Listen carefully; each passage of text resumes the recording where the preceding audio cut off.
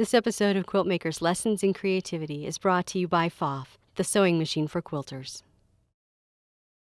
Hi, welcome to session 2 of Quilt Makers Lessons in Creativity. I'm Jenny K. Parks, your guide on this creative journey. I hope you picked up lots of stuff last time, and we're going to dive into fabric selection. Oh, I love this part.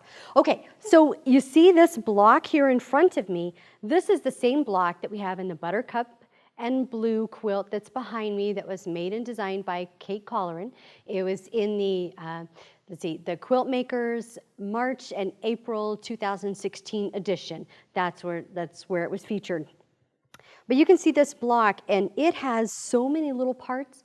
It has lots of potential for design creativity. So I want to show you just a few things. Now you notice, looking here, the fabric choice makes a big difference, doesn't it? Isn't this beautiful? You can see all different varieties of stuff. So when you're thinking about picking out fabrics, a lot of people will tell me they'll only buy a kit. They're too afraid to pick out anything else, only a kit. But I say we're going to go off kit, and you're going to come up with your own stuff. You're going to gain confidence that you can pick the colors that you want and get something that's special. Remember, you're the designer.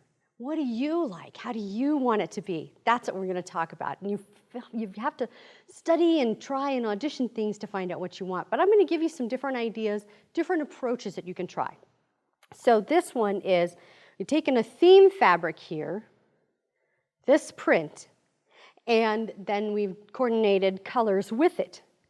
And you can see how that all goes together. But this is the inspiration. And this is what came out of that inspiration. Kind of wild, isn't it? Very fun, very cute. And here's another example, too, of something that this fabric was the inspiration. And don't ignore, sometimes we do, we ignore the border prints that are in the store, but we don't need to ignore these. These would make wonderful borders on our quilt. And you can see there's this monochromatic look here. I think it's very nice and subtle compared to that really bright one that we just had there, right? Big difference. Okay, so we're going to talk a little bit about scale. This print here is a smaller scale print. That means that the design is little, small, little, petite. The design is small on there. Now, with this quilt, the blocks, it finish up at 1.5 inches. Now that's not a lot of real estate for a design. So a smaller scale one is better because more of the pattern will show. And let me show you what I mean here. So this one is sort of a medium to larger scale pattern, a smaller to medium. So you can get some details in there, and it would capture a lot of the plan, a lot of the fabric colors. This one is bigger. You notice how it has some open spaces. So if I lay out the same thing, you're going to miss part of the design. You might catch it there, but you're going to miss some of it there. It's just something to think about and keep in mind when you're designing. How big is the piece I'm going to make? How much do I want to show of it? Sometimes it's fun to take something that's a big scale, like this number, and cut it up and just see what's going to end up in places. But this is also a wonderful border print, or something. There's lots of inspiration there. This is a tone on tone, and I tend to think you need solids in stuff. Sometimes your design needs a resting place. So if you think about this color, this, I want to put this in there too. Sometimes it's nice to have a tone on tone, which is what this fabric is. It reads pretty solid, a solid color, but it gives your eye and your mind a place to rest and divert attention to what you want it to focus on. The next thing here in our stack is texture. Now look at this. It almost seems like you could feel the bumps on this. That's what we mean by texture. What feeling does it seem like you could get when you're touching that quilt, touching the fabric? Okay, sometimes you get stuck. What to do, and there's lots of color theories and things out there. We're not going to delve too deeply into that one, but just be aware that a color wheel can give you inspiration. It can give you ideas about what things might look nice together. So let's look at this. Oh, let's turn it around to blue. Let's look at blue. And all of these here will coordinate and can go together with blue. It's up to you. Again, you're the designer. What do you like? What do you love? What colors do you see and you go, oh, gasp. Let's work on those. Let's find those. So another suggestion too, which I just picked up one of these the other day. I love it. This color tool, because I can look at anything. Oh, let's go with magenta. I see magenta here, and you can see if I want just two colors, a complementary, that will go. If I want analogous, like that cream colored one that I had first, all these going together, kind of monochromatic, that's a good choice there. So it gives you lots of ideas. Remember, these are not hard and fast rules, in my opinion. They are inspiration, guides, something to get you started, to get the creative juices flowing.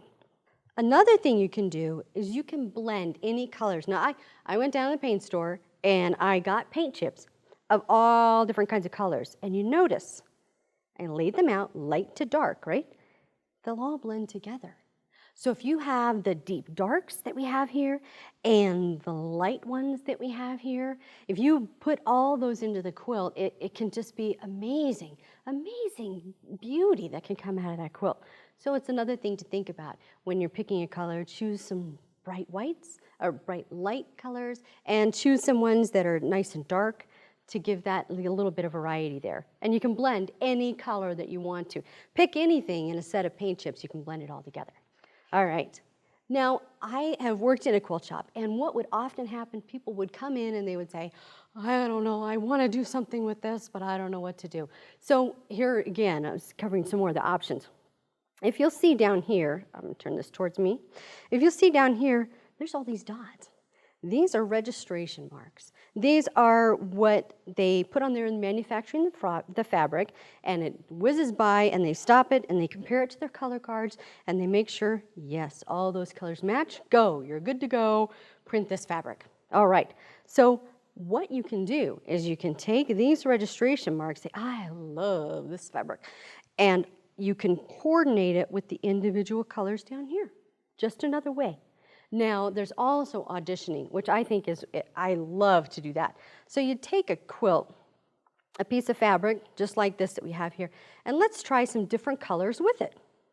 Let's put this one here, but that looks nice. That's going to be a good choice. Now, what about this one? Yes, I like that one. All right, let's try this one. I don't think so. It's a lovely fabric, but not with this. Okay. And how about that one? Not quite. That's not quite right. See, so you can make those choices. You can decide what you want to do with that, what's going to be best for you. The other method that I have, which I think is really fun, I call it my salad method. All right, this is my salad example quilt here. Now you notice most of the quilt is green. Most of the quilt is one particular color. Think of that as like your lettuce. And then I have these gorgeous copper. I love this copper. I bought the rest of this bolt, by the way. So people were trying to get it from me, but no, it came home with me. So it has this lovely copper fabric in there, and that's kind of like, your tomatoes, or maybe your cucumbers, or something like that that are in your salad, and you want a few of them in there. Then I have this color over here, this maroon, which is almost, it's just speckled throughout, but it's just enough, and I call that the crouton. And you don't want a whole bunch of crouton on there. You don't want a whole bunch of pop. You want a little bit that says, "Pah, got it." Maybe it's that little cheese that you sprinkle on the top, and you just look at it and say, "Oh, I love it." And that's what I want you to get out of the quilting, to be able to look at your fabric selection and say, oh, "That's it. I want it. Yes, that's it. That's it. That's exactly what I want." So I hope that you are going to go to the store and you're going to go to your stash or your friend's stash and try different things that are going to go together. And you can come up with something really amazing and creative. With this quilt, there's going to be lots of possibilities for you to do that. Now, before we get further on, you're going to be starting to think about construction, and we need to cover the quilter's standard 1/4 inch seam allowance. That is absolutely key. I say there's not a lot of rules with quilting, but there are realities, and the reality is we've made a 1/4 inch the standard, and we have to be able to measure up to that. You have to be able to have an accurate 1/4 inch seam allowance. So look at this piece here. I've just sewn 2 pieces of fabric together. That's all. And I'm going to measure it here, and you can see that my seam allowance is a 1/4 of an inch seam allowance. Oops, okay. You can see that it measures a 1/4 of an inch. Now sometimes what can happen if you're not accurate in your sewing is that like the underneath one might be a little wonky, might not want to line up, and that can mess up with your accuracy. It can make your pieces all different sizes. So we're going to come over to the FOF. I'm just going to show you really quickly how to put that together. Very simple test. We're going to test the teacher, right? You're going to test me now and make sure that I can do this well. And you notice here I have a 1/4 inch foot, a see-through 1/4 inch foot with the flange is what I have. And that's going to be very helpful in keeping that in line, right? We talked about not keeping it in line or it sliding out and get a little wonky. This 1/4 inch foot with the accurate seam allowance is going to make a big difference for you. Okay, so let me just start here. Look at that. I started sewing in a drop down. No hands, Mom. I love that. Okay. Of course, I'm using orange thread. It's a design choice. No, I'm just kidding. It's here so that you can see it, but you know, you want to pick a thread that's going to match nicely. Let me line those fellas up a little bit. And we're going to press this, and we'll see if I've got my lovely and accurate 1/4 of an inch seam allowance. Oh, I'm going to cut. I call that my give it here button. Give it here. Okay. Let me press this. I prefer to press to one side as opposed to splitting the thread.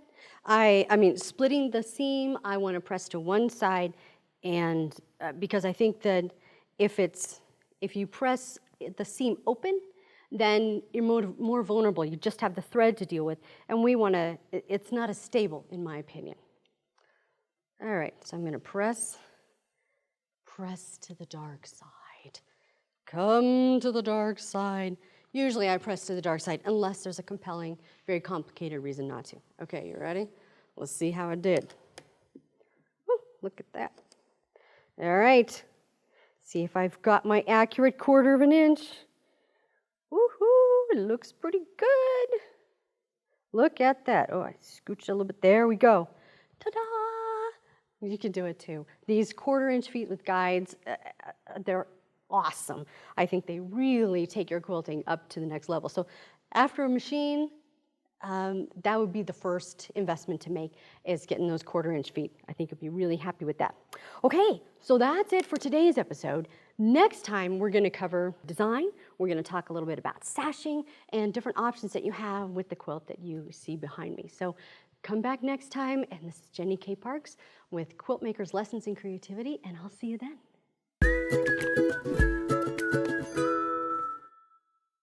This episode of Quilt Makers Lessons in Creativity is brought to you by FOF, the sewing machine for quilters.